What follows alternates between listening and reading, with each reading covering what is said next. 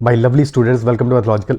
In this session, we'll be discussing the pie chart based DI sets from XGMT तो हो गया SRCC GBO examination 2024. Start करते हैं. So if you have not already subscribed to the channel and you are liking the content, then make sure to subscribe to the channel as well as press the bell icon. So first set from GBO 2024 examination given is the information of total sales amounting to rupees 400 million. So this is the sales data for 400 million total is sales. Total expenditure of rupees 360 million and equity for the 4 consecutive years from 2020 to 2023. तो data क्या है 2020 के लिए this is 8, then 12, then 16, then 28 equity data for 4 years. Okay. Profit is the positive difference between sales and expenditure.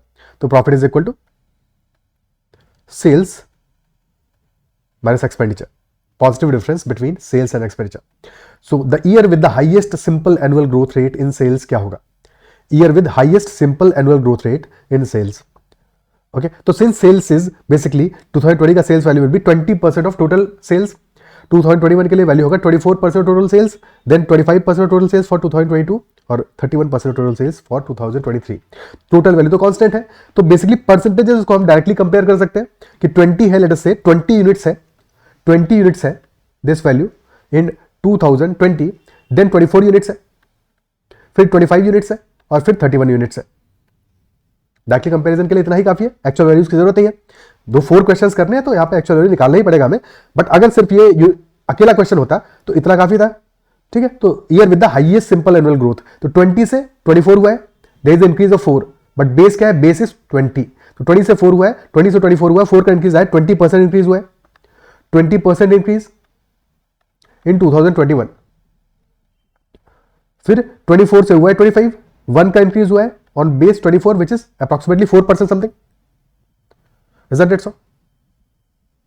ठीक है, और फिर lastly 25 से हुआ है 31, there is increase of 6 on the base 25 which is 24%. So 20%, then roughly 4 point something और फिर 24%. तो highest value is 24% which is happening in 2023. तो option C will be the answer. देखो 2020 वाले केस में तो इंक्रीज होगा ही, क्योंकि 2020 से पहले का डेटा में गिवन नहीं है, तो वहां का हम इंक्रीज वैल्यू कैलकुलेट ही नहीं कर सकते. ठीक है, तो ये तो वैसे भी आंसर नहीं होना है. दो आइडियली ऑप्शन गिवन भी नहीं होना चाहिए था, क्योंकि can not be determined. Actually इससे पहले का है तो वैल्यू गिवन होता तो हम इफेक्टिव पता लगा पाते कि सेल्स में क्या इंक्रीज आया है in 2020. Without that data ideal answer is can not be determined, but क्योंकि वो गिवन नहीं है तो definitely our answer will be option C 2023. Clear है? Second question, the year in which the profit per rupee of equity reaches its peak. Year in which the profit per rupee of equity, एक second, यहाँ पे profit था क्या, यहाँ पे annual growth of sales था, हाँ ठीक है. तो year in which the profit per rupee of equity reaches its peak. So profit divided by equity कर रहे हैं हमें. सबसे पहले तो प्रॉफिट निकालना पड़ेगा. Profit is sales minus expenditure. So total sales volume था 400 मिलियन, एक्सपेंडिचर वॉल्यूम था 360 मिलियन. तो सारी वैल्यूज निकाल लेते हैं हर एक ईयर के लिए.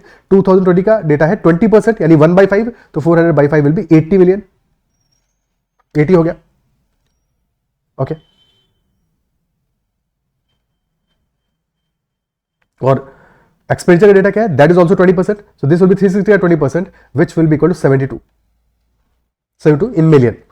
बट क्योंकि कंपैरिजन करना है, अल्टीमेटली हमें आंसर चाहिए profit divided by equity, and that should be maximum. So ratio लेना है तो एक्चुअल वैल्यूज मिलियन में हो, थाउजेंड्स में हो, उससे फर्क नहीं पड़ेगा, बिकॉज सारी वैल्यूज हमारी मिलियंस में है. ऐसा नहीं कि कुछ वैल्यूज मिलियन में, कुछ में 1000 में है, तो कोई दिक्कत नहीं है. ठीक है, और similarly 24% of 400 will be 96 million. This value here will be 25%, that is 90 million. This here will be 25%, which is 100 million. And this here is 31%, which will be 31 into 4, 124 million. And this here is 25%, which is 90 million. And this is 30%, which is 108 million. So profit divide by equity करना है for years 2020, 2021, 2022 and 2023. 2020 के लिए profit कितना होगा? Profit will be 80 minus sales minus expenditure. Sales minus expenditure divided by equity. So this is 80 minus 72, which is 8 million divided by equity कितना है, 8 है, तो 8/8 समझ लो. So this is equal to 1 आ रहा है. ठीक है, अब ये गिवन नहीं है कि ये डेटा हमारा मिलियन में है या किस वैल्यू पे है, बट कोई दिक्कत नहीं है, 1 वैल्यू आ रहा है हमारा, कुछ भी एज्यूम कर लो। और 2021 में this will be 96 minus 90, so this is equal to 6 divided by 12 which is 1/2, definitely lesser आ रहा है और हमें हाईएस्ट वैल्यू चाहिए, so 2021 can not be the answer. 2022 में this value is 100 minus 90 which is 10 divided by 16, तो this is again 5/8 less than 1, तो can not be the answer. 2023 that value is 124 minus 108 16 divided by 28 again 4/7 which is less than 1, so answer will definitely be 2020 वाला value, 2020 option A will be the answer। क्या ये clear है? ठीक है, next question करते हैं। Question number 3, the year in which the sales per rupee of expenditure hits its lowest point. Sales per rupee of expenditure यानी sales divided by expenditure when that is minimum, तो ये किस year में होगा? Hits its lowest point. एक सेकंड, एक बीच में क्वेश्चन स्किप कर दिया। Average annual profit for the given period क्या होगा? Average annual profit for the given period, so sales हमारा टोटल है 400 मिलियन, एक्सपेंडिचर टोटल है 360 मिलियन, तो टोटल में से डिफरेंस कर लो। एवरेज एनुअल प्रॉफिट निकालने के लिए हमें ईयर वाइज निकाल के फिर ऐड करने का कोई सेंस नहीं बनता, टोटल में से डिफरेंस निकाल लो। Sales minus expenditure total is 40 million का difference, so 40 million is total profit of 4 years, तो average profit will be 40 million divided by 4 which is 10 million, that is it. Okay, option B will be the answer, 10 million. Clear है? Next question, the year in which the sales per rupee of expenditure hits its lowest point. Okay, तो यानी कि sales divided by expenditure करना है हमको। अब देखो यहां पे कहानी क्या बन रहा है, सेल्स निकालना है तुम्हें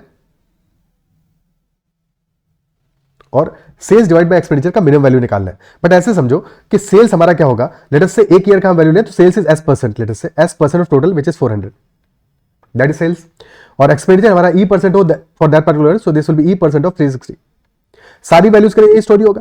अब 400 360 तो कांस्टेंट है, तो ये तो सारे केसेस में हमारा इन एनी केस कंपैरिजन में तो कैंसिल आउट करेगा, मतलब कैंसिल आउट ऐसे नहीं हो रहा, बट सारी वैल्यू जो कंपेयर करेंगे अलग अलग ईयर्स की, तो वहां पे 400 360 तो कांस्टेंट ही रहने वाला है, यानी कि जो हमारा रेशियो होगा that will be dependent on S/E value. तो S/E वैल्यू जिस पर्टिकुलर ईयर के लिए मैक्सिमम होगा उस ईयर के लिए हमारा सेल्स पर रुपया ऑफ एक्सपेंडिचर मैक्सिमम होगा, जिस ईयर के लिए लोएस्ट होगा उस ईयर के लिए हमारा सेल्स पर रुपया ऑफ एक्सपेंडिचर लोएस्ट होगा। तो 2020 में वैल्यू क्या आ रहा है? S% by E%, तो S% is 20% and this is also 20%, 20/20, तो दिस इज इक्वल टू 1। ठीक है, दिस इज इक्वल टू 1। बाकी हम वैल्यू हम ऑलरेडी निकाल चुके हैं, तो 80/72 करना चाहो तो बिल्कुल कर सकते हो। ठीक है, वैसे भी कंपैरिजन करना चाहो तो कोई एक सेकंड, प्रॉफिट था क्या था, एक सेकंड, सेल्स बाय एक्सपेंडिचर ही था। हाँ, तो इन वैल्यूज से भी वैसे निकालना चाहो तो निकाल ही सकते हो, 80/72, ठीक है, और 96/90 वगैरह वगैरह, तो ऐसे करके भी निकाल ही सकते हो। 80/72 इनको ही लिख लेते हैं पहले, फिर उसके बाद में समझाते हैं कि एग्जैक्टली इसकी जरूरत है कि नहीं है, क्यों नहीं है। Okay, so first of all this value is 80, this is 96, this is 100, this is 124, this value is 360 था, 72, 90, 90 and 108। तो 2020 के लिए वैल्यू क्या आ जाएगा हमारा? Sales by expenditure will be 80/72। For 2021 this value will be 96/90। 2022 this value will be 100/90 which is 10/9, और 2023 के लिए दिस वैल्यू विल बी 124/108। हमें चाहिए लोएस्ट वैल्यू, तो this is 10/9, this is also 10/9, this value is 16/15 and this value here is 31/27। तो lowest value हमारा आ रहा है किस केस में? This is the lowest value 16/15, देखिए 2021 का value is the lowest, isn't it so? 2021 का value is the lowest, option C will be the answer.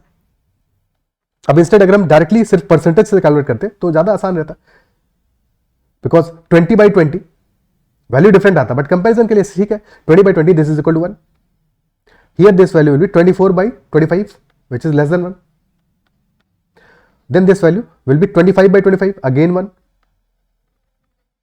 and this value here will be 31/30 which is greater than 1। तो lowest value आ रहा है हमारा 24/25। एक ही बात है, बट ऐसे भी डायरेक्टली कैलकुलेट कर सकते थे बिकॉज S/E तो कांस्टेंट ही है, दैट इज वाई हम स्ट्रेट अवे भी कैलकुलेट कर सकते थे। क्या ये बात अप्रिशिएट कर पा रहे हो, समझ पा रहे हो? ठीक है, ओके, नेक्स्ट क्वेश्चन करते हैं।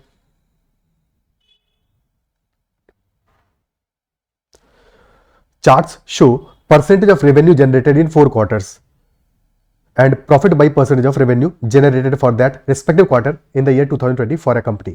So total revenue generated by the company is 225 million rupees in the year 2020. Total revenue generated is 225 million rupees. और first chart है हमारा, first pie chart is about revenue generated in the year 2020. First quarter में 31% है, तो 1% कितना होगा? 225 million है, तो 1% will be 2.25 million. 10% will be 22.5 million और 5% will be 11.25 million. कैलकुलेशन करने के लिए इतना रफ वैल्यूज तो लिख ही सकते हो। तो 31% कितना हो जाएगा? 30% will be 10% का 3 टाइम्स यानी 67.5 million प्लस 1%, तो that will be 69.75 million. 30% plus 5%, तो 67.5 plus 11.25, that will be 78.75 million. Okay, 69.75 and 78.75 million. ठीक है, ये सब मिलियन में वैल्यूज है।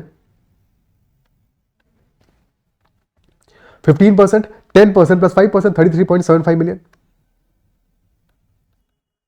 And lastly 19%, which is 20% minus 1%. 20% will be 45 million, 45 minus 2.25, so that will be 42.75 million. तो सारी वैल्यूज आ गई हमारी रेवेन्यू जनरेटेड की। चार्ट 2 हमें डेटा दे रहा है profit by percentage of revenue generated for that respective quarter. तो profit as a percentage of revenue generated for that particular quarter. So 25% is the profit for first quarter. अभी 25% किस value का है? Of 69.75 million. So exact value निकालने के बजाय approximate value will be fine. ठीक है, एक अप्रॉक्सीमेट वैल्यू निकाल लेते हैं। 25% is 1/4 of this value, 70 million का 1/4 हो जाएगा 17.5 मिलियन, तो इसमें रफली 17.5 मिलियन। थोड़ा सा छोटा वैल्यू आएगा, एग्जैक्ट वैल्यू होगा 17.4375 million, but otherwise 17.5 million is sufficient. ठीक है, उतने से भी हमारा काम चल जाएगा। क्लियर है? Then 11% of which value? 11% of 78.75 million, so that will be 7.875, that will be 10% plus 0.7875. So this will be 7.87 plus 0.78, so that will be 8.65 million. Then 35% of 33.75, 35% is roughly 1/3, 1/3 से थोड़ा सा ज्यादा है। ठीक है, तो 1/3 होगा 11.25 मिलियन, उससे थोड़ा सा ज्यादा वैल्यू है, तो 12 मिलियन मान सकते हो। 11.25 था, ये 12 नहीं मान सकते, 11.25 था, तो 11.25 प्लस 1% होगा 0.3, तो 11.7 मिलियन टाइप्स मान लो। ओके, 11.7 मिलियन, 11.8 मिलियन के आसपास का वैल्यू आएगा। 29% ऑफ 42.75 मिलियन, 29% यानी रफली 30% से 1% कम। 10% होगा 4.275, तो 30% विल बी 12.825 और माइनस 1% विल बी 0.4275, तो 12.40 मिलियन। सारा डेटा हमारा आगे वैल्यूज। फर्स्ट क्वेश्चन है, what is the average of profit generated in the first and fourth quarters? First quarter का प्रॉफिट है 17.4375 मिलियन और फोर्थ क्वार्टर का प्रॉफिट है 12.40 million. 17.43 million plus 12.40, 17 plus 12 29 divide by 2 14.5। Answer will obviously be option A. Option A हमारा answer हो जाएगा। Clear है? ठीक है, next question. If X is the profit generated in the first and second quarters and Y is the profit generated in the third and fourth quarters, then find which of the following relations is correct. तो X क्या होगा? First और second quarter का profit, which will be equal to 17.4375 plus 8.65.